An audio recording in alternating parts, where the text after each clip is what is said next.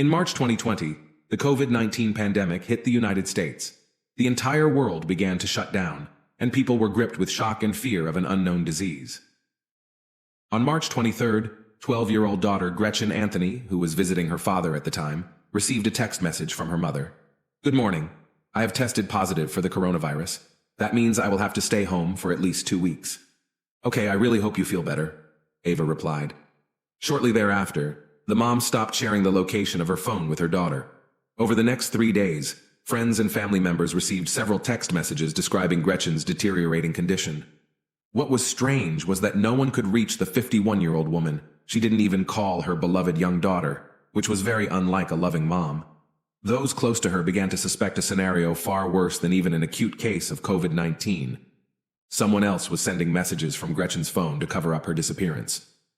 The police got involved, and soon it became clear to investigators looking for Gretchen that someone was indeed using the pandemic to cover up the woman's disappearance. Gretchen was born on January 8, 1969, in Doylestown, Pennsylvania. She spent most of her life up north, attending fashion school in New York City before moving to New Jersey, where she eventually became a teacher.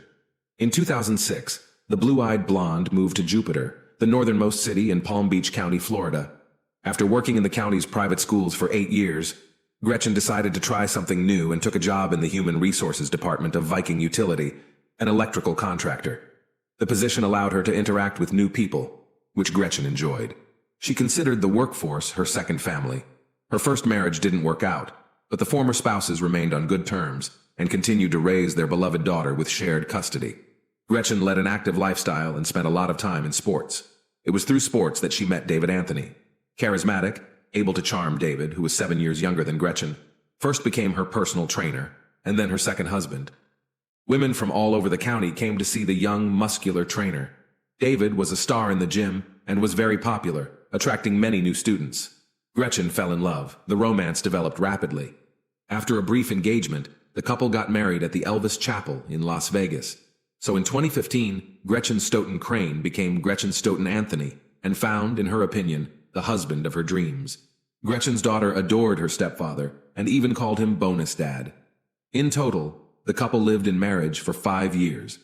However, the relationship that began with magic and perfect happiness gradually turned into a woman's fear for her safety. When tragedy struck, police and later journalists began to inquire about the identity of the second spouse. They were in for a lot of surprises. As it turned out, David Ethan Anthony was originally known as David Anthony Deutsch, and then later changed his name. David Anthony Deutsch, a star college basketball player, was arrested in 1997 for robbing a Blockbuster video store with a water pistol and assaulting a police officer. In each case, he took a plea bargain and spent some time in jail. Growing up without a father in Palm Beach Gardens, David spent much of his childhood and adolescence alone. He didn't talk much, was withdrawn, had low self-esteem, and was bullied at school for being overweight. He wasn't even allowed to join a recreational sports league because he was so much larger than all the other kids. Not surprisingly, as a teenager, David struggled with severe depression and developed symptoms that his family believed were consistent with bipolar disorder. However, he refused to take any medication, devoted himself fanatically to sports, and really excelled at it. After high school, David received a scholarship to play college basketball and became a star on the team. He idolized basketball greats and even named his husky Kobe after his favorite basketball player, Kobe Bryant. On January 26, 2020, the idol will die in a helicopter crash, and this event will be another reason for David's unstable behavior. In the meantime, the smart, attractive coach ignores mental problems, bathes in deserved popularity, and becomes the husband of Gretchen. The couple lead an active lifestyle. David enjoys bicycling, deep-sea fishing, and kayaking. Gretchen works out hard at the gym, goes to the beach, kayaks, and does yoga. Unfortunately, only the first 2 years of marriage will prove to be happy. The remaining 3 years, the smiling blonde will spend trying to leave. Gretchen admitted to friends that her husband's behavior was becoming more and more manic, and at times he insulted her. They once even broke up for at least 6 months but got back together.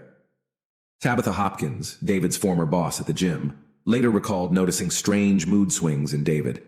In 2017, things got so bad that Tabitha was forced to fire him for his aggressive behavior, especially towards women. David was indeed behaving very strangely and was unwilling to seek help. The man became obsessed with the end of the world and loaded 3 large bags of rice, several pots, pans, and 10 pairs of shoes into his truck in 2018. His family believed this episode was a symptom of bipolar and manic depressive disorder. Bad periods were followed by good ones in which David tried to do something about his behavior. He even managed to get Tabitha Hopkins to give him his job back by assuring the gym owner that he was trying to be a better person and attending self-improvement seminars. Tabitha softened. There was no denying David's effectiveness as a trainer. The clients were delighted with him. Over time, as the mental illness continued untreated, David's condition worsened. Gretchen recognized that her husband had problems and shared this with friends. Sometimes, she said, she would lock herself in their bedroom just to increase the distance between them. I noticed this crazy look in his eyes, she texted a friend, Dawn, one morning in late December. David was gaining momentum, and the spouse didn't know what he was capable of. I'm watching him on the cameras and waiting for him to go to bed, Gretchen wrote another evening. Then I'll go downstairs, get a knife, and put it under my pillow, just in case, and hopefully sleep. That same year, on Christmas Eve, Gretchen couldn't find her personal belongings. She searched the house, looked in David's backpack, and found her wedding ring, passport, driver's license, credit cards, and some money. The incident so disturbed Gretchen that she texted Don, her boss and friend, that she was afraid of her own husband. By the end of the month, Gretchen made the decision to end the tumultuous relationship. In December 2019, she forced David to move out of the townhouse to her mother's house, who lived nearby, and changed the locks. It was during this time that David's colleagues noticed a gradual change in his behavior. Most of the time, the trainer was one of the first to arrive at the gym, but after the events in the family, he began to come later and later, seemed more and more withdrawn and sullen. On January 26th, Kobe Bryant, David's idol, dies. When Kobe Bryant passed away, something happened, Tabitha recalls. You'd think David and Kobe Bryant were best friends. He was traumatized by it. In the days that followed, David was hysterical, crying and wailing in front of the fitness club groups he led and refusing to go home. Despite his emotionally fragile state, David took an active role in a controversial self-improvement program called Gratitude Training, which critics likened to a cult. He spent thousands of dollars on seminars, but refused to tell his family what he was doing during the sessions. David's behavior regressed. On February 24th, he failed to show up for work.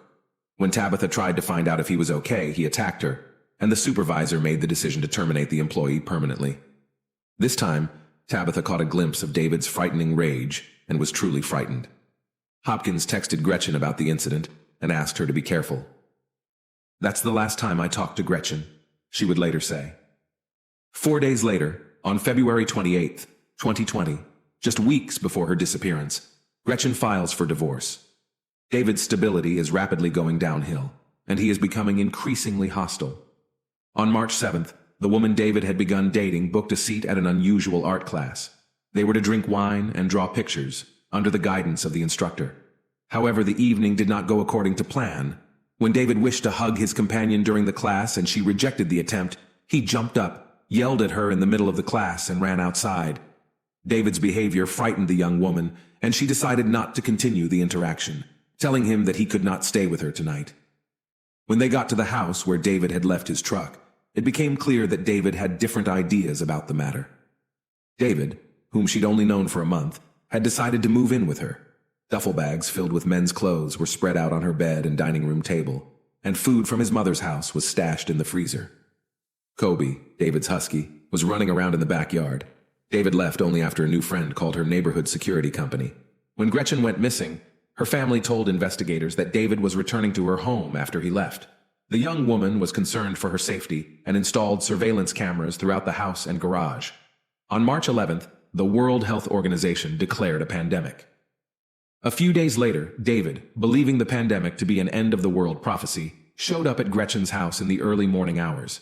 He believed the world was coming to an end and walked around the windows trying to convince his almost ex-wife to go with him to Costa Rica, where he thought they could escape the virus. After a few hours, Gretchen relented and allowed David into the house. That evening, a patrolling police officer noticed David, visibly nervous and sweaty, strutting around outside a Riviera Beach restaurant and at one point approaching a group of teenage girls. The officer noticed David's license plate, partially covered with black duct tape, and headed toward him. David claimed that his 12-year-old stepdaughter had taped the license plate and began to act even more nervous. The man ignored the police officer's orders not to move, yanked open the door of his truck and began searching for something under the seat. Fearing what would happen next, the officer pointed a gun at David and ordered him to the ground. When the officers looked under the driver's seat where David was trying to reach, they found a large knife. David was arrested for resisting arrest, but posted bail a few days later and was released. The pandemic was gaining momentum. In the early 20s of March, some states began banning people from leaving their homes. Gretchen, like everyone else, was trying to figure out how to live in the new realities. She shared informational videos about the virus and how to stay safe, posting memes and jokes mocking the absurdity of the new normal. On Thursday, March 19th, she posted a quote from a meditation blog. "When there is chaos around you, the wisest choice is to create peace within yourself." After that, her profile was no longer active, and she stopped answering calls and messages. This moment divided life into before and after for all of her near and dear ones. Texting from Gretchen Anthony's phone to friends and family began on March 23, 2020. Over the course of several days, friends and family received a series of messages from Gretchen stating that she was quarantined at home, then describing her deteriorating condition and hospitalization in the emergency room at Jupiter Medical Center. Another message claimed she was transferred to another CDC facility that did not exist. On March 24th, Don Paris, Gretchen's supervisor and friend, received a message from her saying, "I tested positive for coronavirus early this morning. This is bad news, but I am at a coronavirus CDC treatment center that only handles COVID cases. The good news is that my blood type can potentially be used in treatment. I'm not sure if you remember when I said I have a strain of mad cow disease in my blood. Well, that strain is important for gathering more answers and finding a cure. For safety reasons, Dr. Sinclair and her team strongly encourage program participants to keep contact only with immediate family members. I chose my mom." Gretchen's ex-husband, who had his 12-year-old stepdaughter visiting, also began receiving messages from Gretchen saying that the Center for Disease Control and Prevention, CDC, had quarantined her. She could be placed in a medically induced coma, and she would no longer be able to write. Jeff Dreyer didn't believe these reports. He was confused by the multiple text errors and abbreviations. The manner of speech in the messages sounded more like David Anthony, and Jeff became alarmed. In addition, it bothered everyone who received these messages that no one, not even his daughter Gretchen, never called. Friends couldn't imagine Gretchen dying of anything, since at 51 she was in good shape and took her health very seriously. When calls to the medical center confirmed that Gretchen Anthony had not been admitted there, the family along with friends decided to contact the police to check if their loved one was doing well.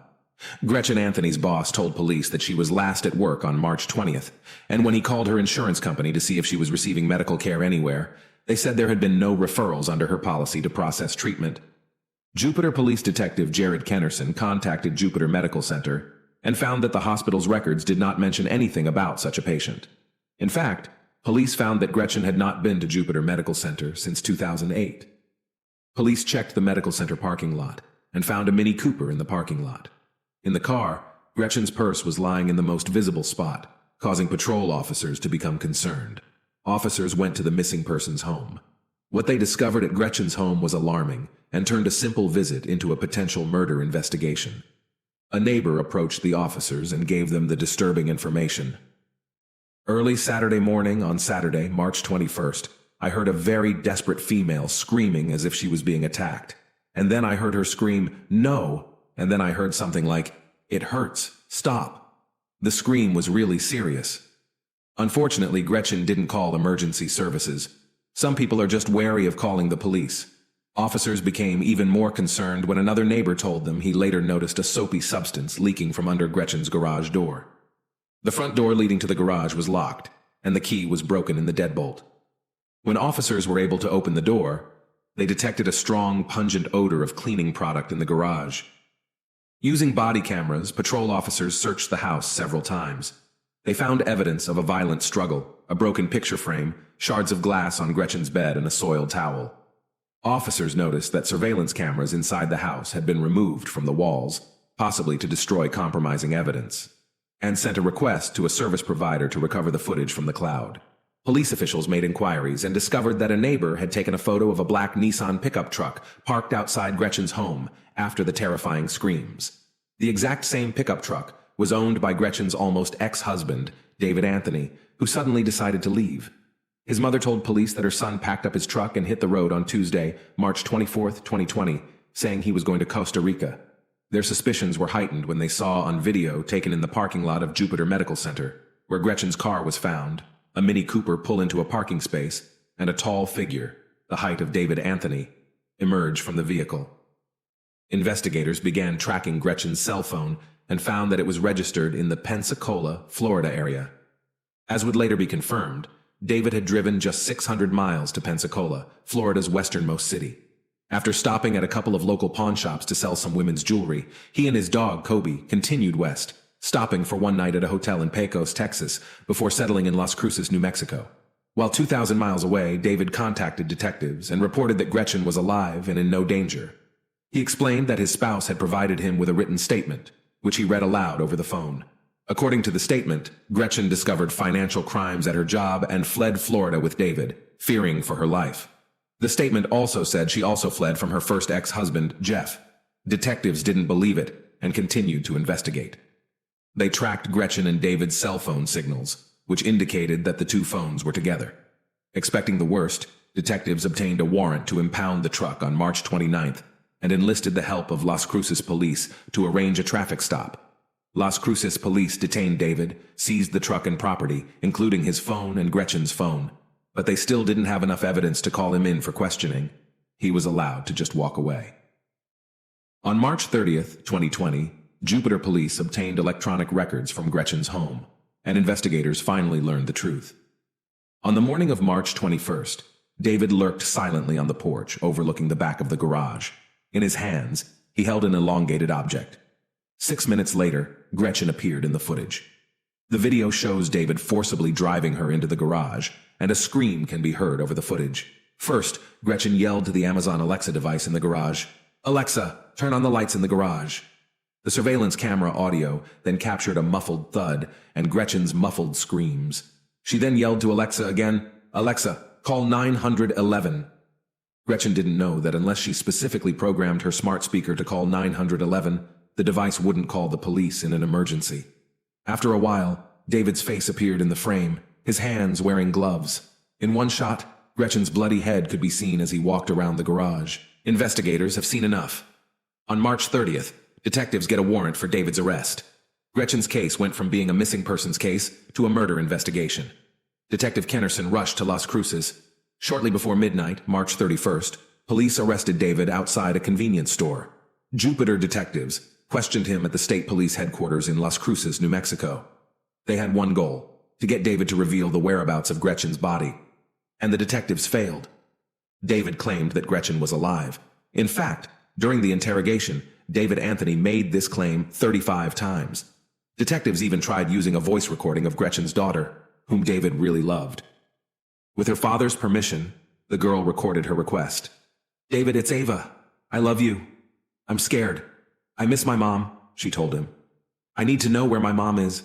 Please do the right thing and tell me where my mom is. Please. I love you." Detectives played the tape to David, but he remained indifferent. While behind bars, he refused to say anything about what had happened to Gretchen. In his typical restraint, he remained silent for months. David knew it would be difficult for the prosecutor to get a conviction without Gretchen's body. He was charged with second-degree murder and extradited to Florida. While David was in custody in Palm Beach County, Florida, a grand jury indicted him for kidnapping and upgraded the murder charge from second-degree to first-degree murder. This was a turning point, and in December 2020, after 8 months in prison, the criminal took a plea deal with the prosecutor. The fact is that he could have faced the death penalty for first-degree murder. Under the terms of the deal, David would plead guilty to second-degree murder in exchange for a 38-year prison sentence. The main condition of the deal was that he would lead investigators to Gretchen's body. On December 21st, 9 months after Gretchen Anthony disappeared, David Anthony admitted what everyone already knew. He killed his wife. Gretchen's body was found wrapped in a blanket 3 miles from her home, in the woods behind a Walmart store and near a nursing home. Investigators determined she died from stab wounds to her neck and torso. There were several defensive wounds. She was fighting for her life. At the sentencing hearing, David Anthony said the COVID-19 pandemic was a contributing factor to his crime because he saw the pandemic as Armageddon from which he had to flee. "My delusions saw the COVID pandemic as a prophecy of the end of the world. an Armageddon that I felt compelled to avoid at all costs. Under the terms of the plea agreement, David Anthony was sentenced to 38 years in prison on January 14, 2021. He is currently serving his sentence at the Martin Correctional Institution in Florida.